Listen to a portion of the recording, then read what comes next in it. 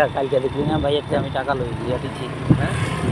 কালকে দেখলি না ওরা দিলে বাচ্চা টাকা নিচ্ছে, আমি টাকা কালকে ঢুকাই না তো, টাকা ঢুকামো আমি হিসাব করে ঢুকামো, এই জন্য ঢুকাইতেছি না, টাকা ঢুকামো আজকে, কারণ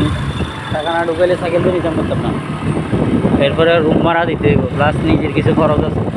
টাকা আনছে এক জায়গাতে আইসে আমার কাছে 5 লাখ, আমি এমনি একটু অন্যরকম চিন্তা করছিলাম, ভাবছিলাম ব্যবসা করবো,